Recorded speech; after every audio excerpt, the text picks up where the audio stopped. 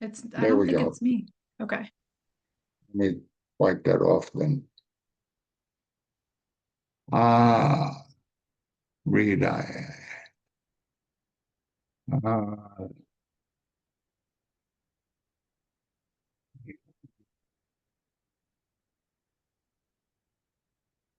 remove. There we go. Okay, It still there says we it's go. recording. Yeah, mine's recording on my end. Okay. And I will send you copies of the video and the audio so that Thank you you. can use them as you wish Okay. as well. So, any questions on what we're doing? I don't think so. I mean, I trust the flow of how this is going to go, and this isn't your first rodeo. It's not my first rodeo. So if there's anything you want me to know specifically, let me know. No, it's very easy, very conversational. I don't stick to anything per se. So Okay, great. we'll get her started. Okay. Hello, stroke warriors and families everywhere. This is Ralph Cortez with Stroke Warrior Radio. We're interviewing a wonderful person today from Just Commit Coaching, Jennifer Chapman. Hi, Jennifer. Welcome. Hey, Ralph. Thanks for having me today. Oh, my pleasure. Thanks for joining us. Well, I'm interested in your background because you had a stroke at 34, correct? Correct. So can you share your experience about that stroke and how it impacted your life personally and professionally? Because it's interesting where you've gone from there. Yeah, it's a big first loaded question. Yep. Yeah, and short version of it was I was in corporate sales at the time and coming off the most successful year that I had had in corporate sales and didn't know, not that stress was the cause, but I definitely was putting a lot of pressure on myself to be a high achiever, and I'm a competitive person and was trying to win another president's club at this corporate gig. And in March of 2017, as I was starting a new position with this corporate organization, I was home by myself and started feeling overwhelmingly dizzy and started sweating immensely through my clothes within seconds. So I knew something was wrong. But because there's no family history, nothing would have told me that this was a stroke. I didn't know what was going on. And so I called a family member to tell her something's wrong. I don't feel right. And she said, "You don't sound right." I could tell my voice was starting to change and it was getting harder to swallow. And so, as you know, and it sounds wild to people that have not survived a stroke, but you don't go into panic mode. It's, your brain goes into protection mode. So it's not like I was freaking out about the fact that I was struggling to swallow. It was just kind of like second by second. Okay, I know I need to call 911. So I did. Ambulance came to get me, and I got to the hospital pretty quickly, probably within 20 minutes, 25 minutes of the Nice. call, because I live pretty close to one. Um, and by the time I got there, I couldn't swallow at all. I was spitting into a bucket. And again, not really processing like what was going on. But the first neurologist that came into my room diagnosed me with vertigo. He did not find the stroke. He did not see the blood clot. So thankfully, my family was already there and they were my advocates for me because I couldn't speak. And my aunt was like, "This is not vertigo. Like, we don't know what this is, but this isn't it. Get out." And they kicked him out and called another neurologist in and saw that I had 3 blood clots in my brain. Wow. Yeah, it's amazing to me that little, not everybody knows about heart attack and that kind of thing, but hardly anybody knows about stroke. And that's part of, Especially in younger people. yeah, that's true. Yeah, that's true. And it's becoming more prevalent. What is it like? Almost 30% of new strokes are younger than 50. I believe that. Yeah, it's That's pretty that's scary. wild. I mean, we have to continue to talk about this and bring awareness to it. And it's my mission to continue to share my story. So hopefully it heightens people's level of self-awareness around listening to their body always, because your body's always telling you something. We're just trained Yeah. not to listen and be reactive, right? And push it down and think it's going to go away. And sometimes it doesn't. And it's funny too, with the internet. people look up symptoms and go to WebMD or something and ignore what it's telling them. They'll put their symptoms in, and I did the same thing. That's exactly what I did. I took some ibuprofen and went to bed. Oh, wow. Yeah, I didn't go to the hospital till 14 hours later. Oh my gosh. So Time I is got, everything too. yeah, exactly. You lose what, 2 million brain cells per minute or something, It's, something like that. Anyway, what were the immediate physical and cognitive obstacles that you encountered, and how did you approach those challenges during your initial recovery? yeah, great question. So I spent a week in the hospital and really didn't process the word stroke the whole week that I was there. And yet I wasn't able to walk that week. But I didn't process the fact that I couldn't walk. I just didn't walk. And I didn't process the fact that I wasn't really, that I still really couldn't swallow well. Luckily, they did not have to, um, stick a tube down my throat, but I was barely able to eat anything because I couldn't. It was just a little bit of liquid.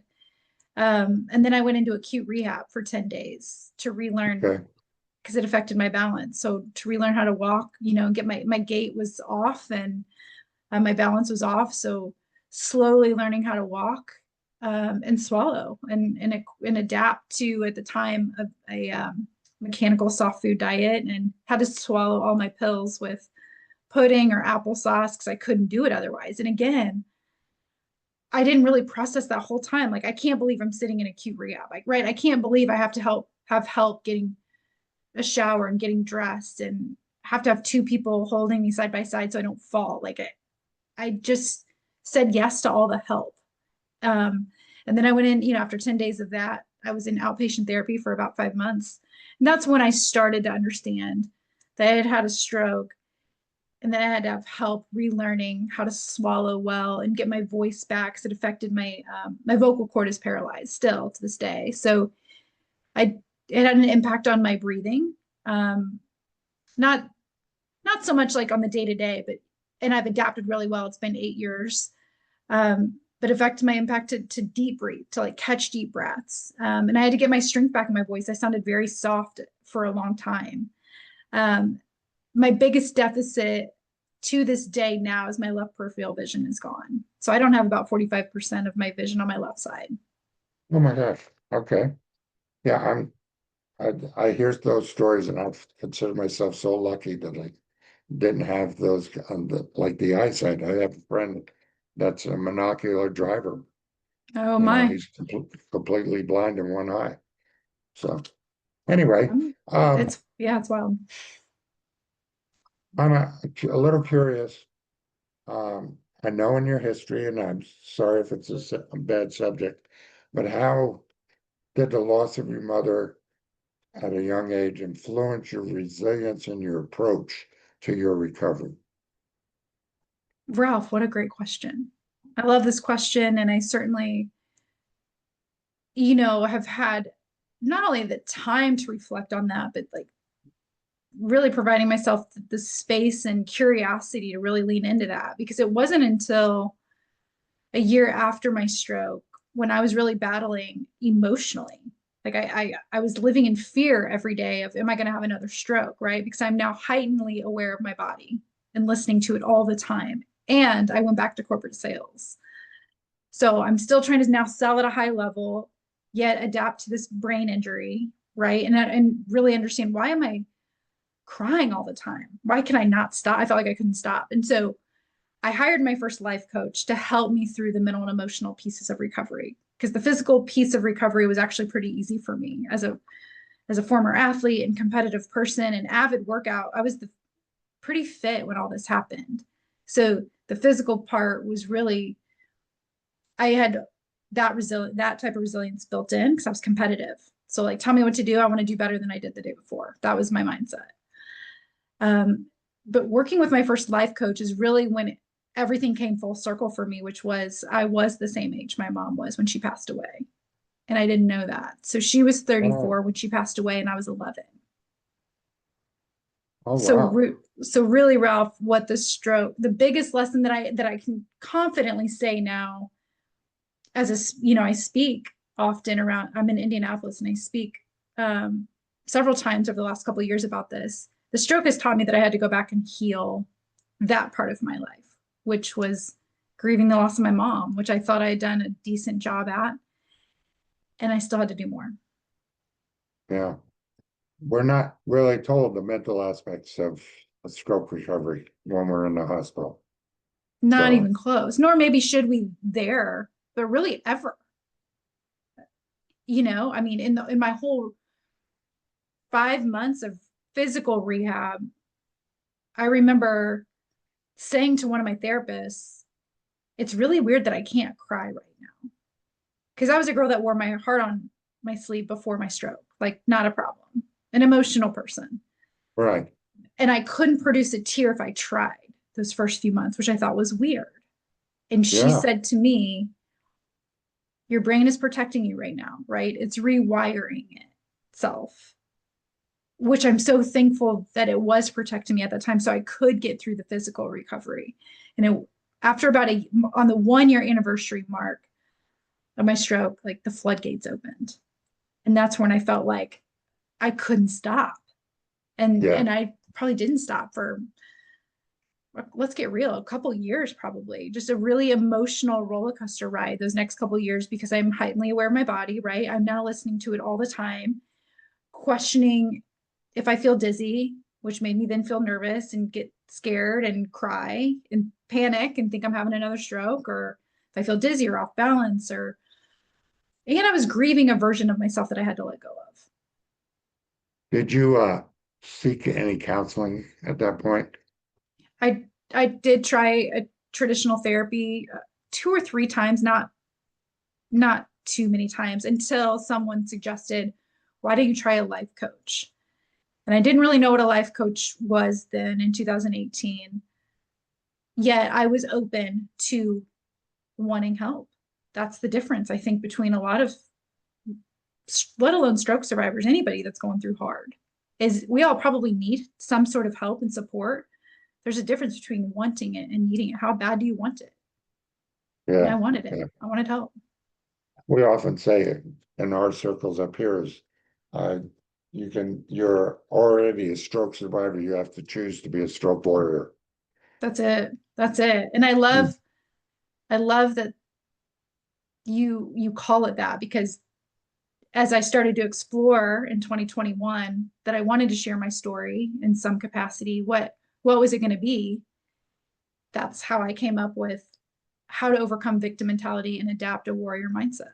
Adapt your inner warrior. That's my signature talk. Yeah, yeah, exactly. Victim mentality, that word. And Um, it came from being called a stroke victim. That's where it came from. True. Good point. So so when I started to build my Just Commit brand in 2020, 2021, I would do podcast episodes like this, or just in conversation with people that I was meeting online in 2020, because everything was virtual. And unintentionally, I would notice from time to time people would call me a stroke victim versus just stroke survivor. They didn't mean it. It was a trigger word for me though, because I immediately thought, wait a second, I would only be a victim if it took my life, right? I would be a victim of a stroke. Yeah. And I'm not okay with that. So I No. adapted what I call a warrior mentality. And yet, I don't know about you, but I was in these Facebook groups, these stroke survivor Facebook groups. And on one post, somebody would be celebrating the smallest win, right? Celebrating, I just showered by myself for the first time, right? Or I got to walk unassisted for the first time, or I got to brush my hair for the first time with one arm. I learned how to do, whatever the smallest wins. And then the very next post would be somebody saying, why me? I just want to go back to the way I was before my stroke. And I'm like, that mindset will keep you stuck for the rest of your life. Yeah, exactly. A lot of us have to learn why not me, That's it. and what you're doing is an example of why not me. I mean, you started Just Commit. I'd hate to get off your stroke story, but you started Just Commit coaching because of your stroke, right? That's right. And Not why? right away. Yeah, but when Yeah. you did, what motivated you to do that? It was, so I worked with my life coach for about 8 months. So the summer of 2018 to the spring of 2019, I left corporate sales knowing I was no longer fulfilled. And really, I came to my coach at a time where then I couldn't put the words to why I wanted the help. I just knew I wanted the help. And being able after working with her and you know, processing the why, it was because I had no belief in myself. I had lost all the confidence in who I was. I didn't know who I was anymore in that moment. Because I was this successful, high achiever, sales gal, you know, thrived in a lot of aspects of my life. And now I felt like lost. Yeah. And she helped me kind of tap back into that confidence and belief in myself. And it was, it was in 2020 that I had the thought of, can I now help other people? Can I do for other people what she helped do for me? Build that confidence muscle and build the self-awareness muscle and start to believe in yourself from the inside out versus looking for external validation. Wonderful. What your President's Club sales executive shaped your mindset during your recovery? Did it shape that at all? I come from sales and athletic background too, and I think that was a huge tool in my box Yeah, I for believe it was a huge tool in mine too. And it's weird because it's not like during those first few months of recovery, I was processing it the way that I probably would, because it affects your brain. The brain is so yes, fascinating. I'm just grateful though that I had already inherently like built that competitive muscle within me. I was so competitive at winning in sports and in sales yep. that any task that they gave me to do, I had that mindset of like, well, I just want to do better than I did yesterday. And that was supportive. What role did family, friends, and support networks play in your recovery, and how did Everything. that impact your journey towards healing? Everything. Everything It was that everything. we I was Ralph, I was never alone. Never alone. In the hospital, my husband spent every night with me. During the day, I had friends and family visit me every single day. In acute rehab for 10 days, my husband spent the night with me every single night. Left and went to work. And then his mom would come and stay with me during the day. And then I would have friends and family come visit me every afternoon and every evening. And then outpatient therapy, because I still couldn't drive. Everybody created a schedule and someone would come pick me up and take me and usually stay with me during all my therapy.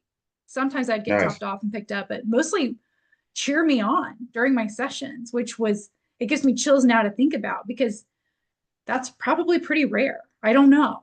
I was never alone.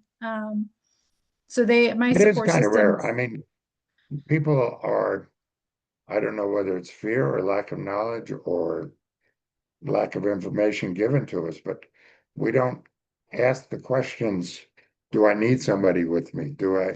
What do I mm, do to help my wife or my husband or whatever? I don't know. yeah, And that's again back to the awareness. We need to bring that to the forefront a lot more.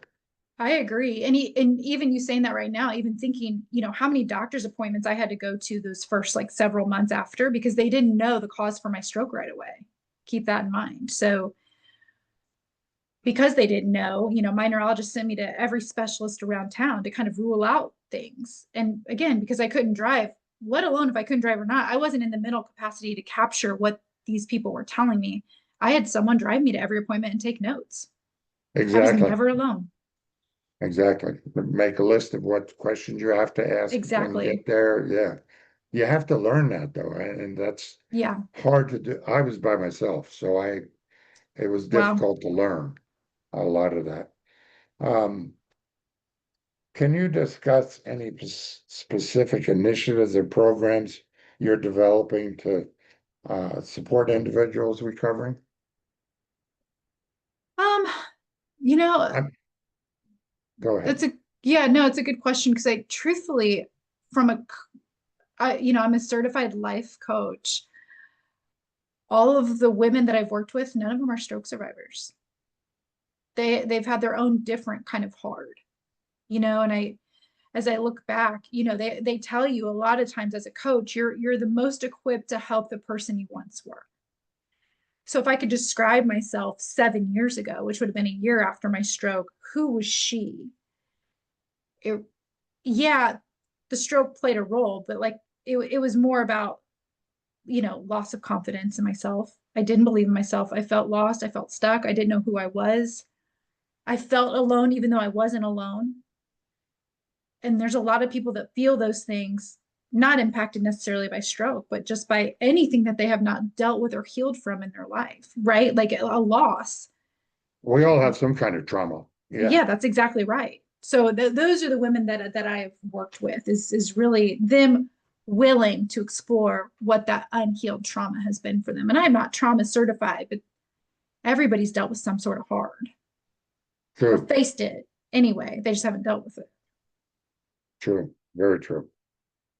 How do you address the emotional and psychological aspects of recovery in your coaching sessions? Mm, that's a good question. Well, let's It's that approach it this way. okay. First of all, why a life coach? Um, what are people looking for in a life coach? And what's your initial assessment? Yeah. So because I really didn't know at the time the difference between therapy and coaching. Right, And when I started meeting with my coach, she helped me understand I'm here to meet you where you are and help you move forward. Where therapy, a lot of times you're going in the past and you're staying in the past. A lot, I mean, you're just continuing to dig deeper and deeper and deeper. And so that helped me understand, like, yeah, I'm ready to move forward here. Like, I want to get out of here and I want to move forward. And it's interesting though, in the coaching certification I went through, I witnessed 200 people all over the world through this 12-month process of this coaching certification. Everybody had to go back to their past to uncover some sort of root cause right. of what was potentially holding them back, right? Nothing starts where you are. Like your patterns and behaviors come from somewhere. And a lot of people don't want to go back to uncover where they came from because there's pain there. But again, the women that I've worked with, they're willing to, we at least go there. We just don't stay there. That's just where the aha moment is born. It's like, oh, I learned my unworthiness, or where I was playing small or couldn't be heard or had to be perfect from my mom or my dad. Or, you know, my example of this, and it's why I share it so often, is because it's so relatable. This wound of abandonment, right? My mom left me, not by choice, but she left me at 11. I didn't know I had to heal that wound until like 4 years ago. Again, I'm so grateful my stroke taught me that I had to go back and heal that wound that I've had as an 11-year-old girl. Feeling abandoned. A lot of people have that abandonment wound because you've either lost a parent or there was divorce that occurred. So a parent left, right? Or they were never home, whatever the case may be. There's a lot of painful wounds there. That's exactly where you have to go. Whatever you think is in your way is your way through. You have to record over that old cassette, right? It's exactly right. Yeah. That's it, Ralph. That's it. Um, what are people looking for in a life coach, especially stroke people? A safe space, you Okay, know, a safe space, no judgment. That's a big one. okay. Is a judgment-free zone, a non-biased zone. The people Um, closest to us that love us most, there's some, whether stroke or not, sometimes those are the toughest people that you want to receive that support from, however they're saying it, whatever they're saying, it hits different when you hear from someone that's not in your close circle, yet gets you, sees you, hears you, values you. And the biggest thing that I learned from my coach that I hope that I provide for my clients is borrowed belief. I Or what? borrowed my coach's belief in me when I didn't believe in myself. So I show my clients that I believe in them and that they are worthy just by being who they are, not tied to anything else that they have to do that day. But we put so much pressure on ourselves to be and Sure. do and all these things. And so, yeah, I provide safe space, a judgment free zone to process all the things that you're going through because they're all valid. Did you find it all with people from your stroke uh, ineffectiveness dealing with you? And how did you address that? In other words, I have Yeah, people that, oh, let me do that for, oh, let me do that for, oh, let me do that for you. No, I need to do it myself. Did you find an awkwardness in dealing with other people ooh, through that? that's a good question. I I was the opposite of you. I Okay, liked the help. I wanted the help. And so okay, it's interesting now that you say that. I there's a potential balance of still wanting help because I like it versus well, no, let me trust myself to do it myself first. good point. Excellent point. Thank you. I like that. I like that question too. That's it's an interesting just awareness and acknowledgement of that because Well, and yeah, go all our ahead. strokes are so different, but, and as a matter of fact, our stroke awareness Oregon is coming out with a third book called It's a Family Affair. Yeah, Not only the stroke or survivor has a stroke, but the family has the stroke too. A lot of people don't realize it, and there's a real adjustment period between both. And the relationship changes. You totally know, agree. yeah. So, and hence another good reason for coaching is, it'll help you get some tools in your toolbox that make it a little easier for everybody to deal with. Do you involve other family members in any sessions? Maybe one time only, or we'll have a Okay, separate conversation. okay. Um, I've honestly, well, it's probably been a mix of survivors that I've at least had conversations with, and either spouses or parents of survivors actually that at least reach out and we have a one-time conversation where I can simply just support them in the time that they're having. There's always a potential, you know, exploration to work together longer, but truthfully, a lot of people there's still fear, I believe, in saying yes to coaching. Yeah. I I, mean, and honestly, in my early when this all life coaching came about, unfortunately, I was in a really bad life coach situation at work. And I always thought it was foo-foo, one of those foo-foo things, designer things. And it took a long time before I realized the role is so much better than it was in those days. This is 20 years ago. And okay, now it's like it's a science. There's something yeah, to it that it works for people. And it totally does. yeah, and I can see survivors needing it. I wish I had it early on. Yeah, and another big thing that I'll say as a client of a coach and as a coach for my clients, accountability. Yes. It's accountability of like, working with my coach 7 years ago, it was like the sessions themselves were great.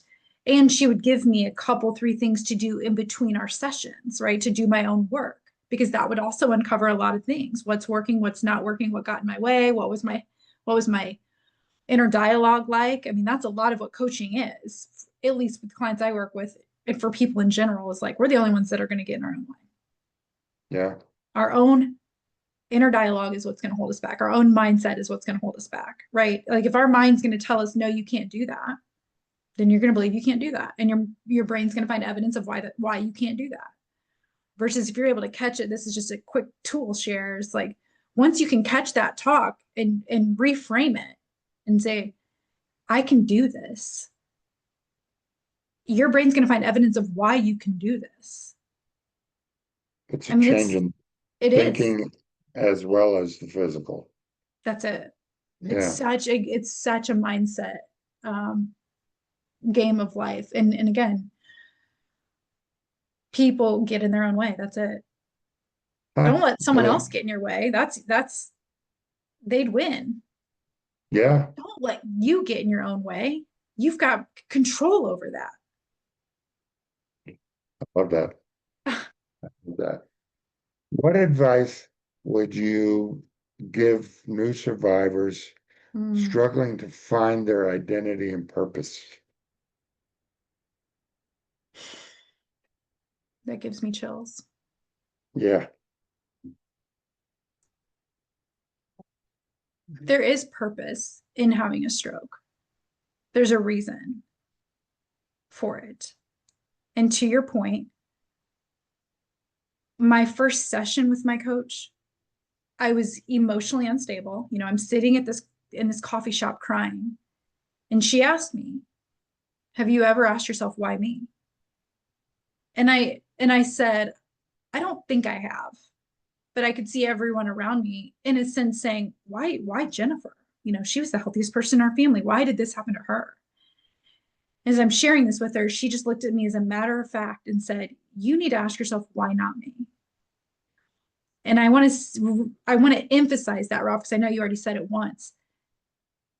Because when you're in the hard, when you're fresh off a traumatic event like a stroke or another hard, you could easily get offended by someone saying, "Why not have a stroke? Why not have a stroke at 34, 35, 20, 50, however old you are? Why not?" The quicker you can lean in with curiosity on the why not, the closer you are to start healing this part of you. If you're sitting around saying, "Why me?" you're digging yourself your own hole. Yeah. So lean Yeah. in, like trust that it's things are, it's hard to survive a stroke. It doesn't stay hard. Like your mind's going to tell, you get the choice of believing your mind that it's going to stay hard or it doesn't. It gets 1% easier each and every day if you believe that it's going to, right? And that's another message I would share is like take it 1% a day, right? And celebrate the small wins along the way. Oh, Acknowledge yeah. Those yourself for the small small ones. victories are so important. They And build. I think another thing too is to go ahead and do the things you used to do, even though they look ugly. Mm. They're going to get better as you do them. You know, the things you thought you couldn't. At least for me, And that's what worked for me. I would agree, same. And it's really, I probably didn't start until a year after my stroke as well, is like really practicing gratitude every day. And as I speak now to groups of people, it's like be grateful that you got to get out of bed today by yourself. Not First everybody gets victory. to. That's it. Be Yeah. grateful that you potentially got to stand up and brush your teeth or take a shower with or without help with hot water. Be grateful that you got to put on your clothes today. Be grateful that you got to potentially drive somewhere today because not everybody's getting to do all these things. And like really starting to celebrate these small, that's what I do love. I'm not active in a Facebook group so much anymore, but I still see the wins in there. Yeah. People celebrate because that builds. Those wins build. You're developing that and rewiring your brain to continue to find the wins. Neuroplasticity It's a works. thing. Yeah, Yeah. it really is a thing. Um, can you describe the key components of your coaching programs? Well, you already kind of did with the honesty and the safe space and all of that. How about you're gonna like this one? Can you share a success story from your coaching practice that involved a traumatic survivor. Mm, And don't go across any HIPAA guidelines, you know. yeah, I'm thinking. Who are you most proudest of? Well, with I worked with, I know this is stroke warrior related show, and yet a couple of the women that I've worked with, it was more the we bonded over the loss of parents, because I've survived that too. And this, working with a woman that was pretty fresh of losing both of her parents within several months of each other. Like, and so she came to me at a very emotionally low and vulnerable point.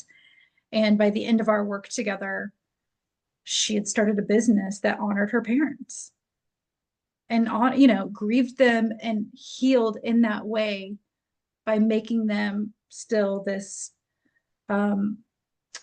this priority, this pinnacle in her life. Her focal point was like honoring them by starting a business and sold products that related to passions that they loved. So that was a pretty special partnership that I had with her, was just how to heal from that type of loss.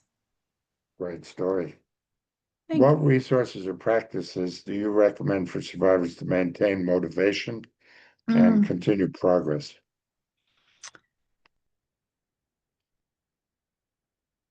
don't do this alone. Like people and resources are out there. Like, do not think that you have to do this by yourself. Like, reach out to anyone. There's stroke survivor groups online. There's stroke survivor groups in your area at rehab facilities. You're welcome there. There's again, you'd be the only one to hold yourself back from receiving support. So, and there's all, they're everywhere. Resources are everywhere. Find what True. works for you. What works for someone else may not work for you. You get to decide and choose what's going to work for you. Um, yeah, there's abundant resources, in-person, virtual, one-to-one work, group coaching, group survivor support. They're powerful. I don't Yeah, know they about are. you if you've been to any in Oh, your town. I've 6.5 years I didn't have support groups. It changed my life. I Is that got off right? my cane and walker and everything Oh my after gosh. support groups. And I also found out that, and it sounds like you did some of this too, is I also found out I was the captain of my own team. I could hire and fire physical therapists, occupational therapists, doctors, your family threw out that first doctor. Yeah. That was fantastic. Once I was able to understand that, I could go out and interview physical therapy places, even do tours of them to make sure the equipment was proper. You know, Wow. s- Stuff like that. There's a bunch of self-advocacy that Yes. if the only dumb questions are when you don't ask, That's it. go ask questions, you I know? mean, yeah, Ralph, I would share this. Like, I've been my own advocate ever since I could be my own advocate. For the first few months, I couldn't necessarily be my advocate, but I had advocates for me. And then when I was not satisfied with the answers they were giving me with the cause of my stroke, I continued to seek out answers. And that took, I honestly didn't get my like answer that I was looking for until 2021. So 4 years after my stroke, that Okay. I went to a holistic wellness place here in Indianapolis, and he gave me my answer. I Yeah, was mind blown. absolutely. And there's alternative therapies too. I And mean, I've done a lot of those. me too. I mean, Yeah. the acupuncture took away the numbness in my left arm. You know, Really. yeah, I couldn't believe it myself. But I had that tingling in the left arm still. I I have it did in my the in my right leg still, 8 years later. Yeah, yeah, I And still I've have it in my tried, leg. it's all down my right side. So that's another like non-visual deficit that I have, is my right side feels very sensitive and tender to the touch from my really my rib cage all the way down to my toes on my right side. Ouch. So I've tried, dry needling, I've tried scraping, I've tried myofascial release. I've tried a multitude of therapies. And again, I'm grateful that I was able to do that, because the unfortunate thing is that's not necessarily all covered. That's not always financially feasible for folks to get that type of therapy. If you can, it's worth trying. Um, Yeah. I mean, it works. The acupuncture worked for me. It may not Amazing. work for other people, but that's why there's all these alternative therapies to research. You Yep, know, I agree. are there any insights or things you want to tell a new stroke survivor that you didn't know then that you know now?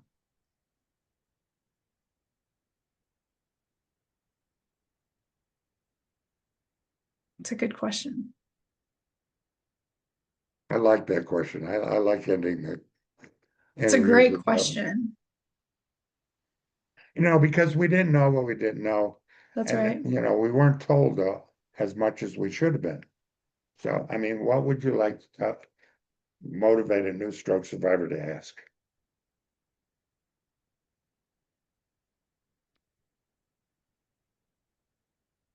It's interesting, and I would love to hear from you, because I, as a new stroke survivor, like literally your brain is still is not where ours is now. So I don't know if I would have like really even processed someone telling me those first few weeks, like, you know, Yeah, that's true. Yeah, yet, yeah, I think of it as questions I wish I would have asked. How long is this going to take? Are there any other therapies that I should be having? Because I got out of the hospital, only had physical therapy. I didn't okay. get speech language pathology till 7 years from my swallowing issues. Wow. Yeah, I didn't realize I had swallowing issues. I chewed food on only one side of my mouth, stuff like that. You Yeah. know, are there other therapies? My daughter, a year later, said, "Dad, what happened to your handwriting? It was always so beautiful." I didn't realize occupational therapy did that, you know. Yeah. There's therapies. How long is it going to last? How do I get through this fear? Fear was big for me, and it Same. still is to a certain extent. You Same. know, I'll lay down at night and think, am I going to wake up? You know, Yeah. That's probably the biggest, because I know everybody's physical recovery is different based on, yeah, the severity and where it's impacted you. And so I can only speak for myself when it came to, I loved all my therapists. I also think that was what a gift. I mean, I could text a couple of them right now, 8 years later. Like they were so good for me and to me, and I trusted them, and they made me feel like I was going to be fine and okay. And, I was feeding off that. And yeah, it was really about the year mark where the fear came through hard every day, and where I would cry in my car every day. And so for those folks that are, 6 months out, a year out, where your brain is still rewiring and healing, and you may be emotionally and mentally impacted, is don't do this alone. Like, continue to trust that, um a better version of you is within you and ready to shine. And you've got all the power and courage and what it takes to have he or she shine through. Like, trust that, believe in that, and don't do it alone. Everybody needs somebody. Find that somebody. That's it. And it may not be your partner or your family or your friends, right? It's find somebody though. yeah, yeah. Mine was actually a therapist, a Yeah, physical therapist that motivated me finally. I love that. Anything you want to add for today? I'm proud to be a stroke warrior, that's for sure. And if I had to go back and do it all again, I would. It was worth it. It was worth going through the hard to get to where I am today. Yeah. I often say it's the most difficult thing I've ever been through in my life, but became the most rewarding. Yeah, I So agree. What a gift. And it has taken me a long time and a lot of work to be able to say that. And that's just it. Time alone does not heal you. You have to be willing to do the work, both mentally, emotionally, physically, all of it. You have to be willing. That's the difference. that's a great wrap up. Other than, how do they get a hold of you? Do you take, do you do in-person only, online? Do you do virtual? I do virtual, Okay. honestly, 98% virtual. I feel like I've only had one in-person client that I was able to meet locally. Yeah, virtual's easy. Justcommitcoaching.com is my site. You can book a complimentary call there to meet Oh, and just learn more, like, and explore what coaching could it be a supportive next step for you. I'm on Facebook as well under just Jennifer Chapman. And then I'm very active on LinkedIn. There's a lot of cool people from a professional network standpoint that are also stroke survivors too. So I've met a lot of cool people on LinkedIn. that's where we met. That was a while ago, Ralph. It's Yeah, been I a while know. since we made We've this been happen. playing tag for a while, haven't we? Jennifer, thank you so much. This has been incredible. Your answers are thoughtful and very inspirational. Thank you. Well, thanks, Ralph. Thanks for the work that you're doing for all stroke survivors out there that again are willing to listen and lean in, and hopefully we can provide a little bit more belief in people that that so much is possible if they're willing to lean in. So thanks for Yep. the work you do. Thank you very much. You have a great day. You too.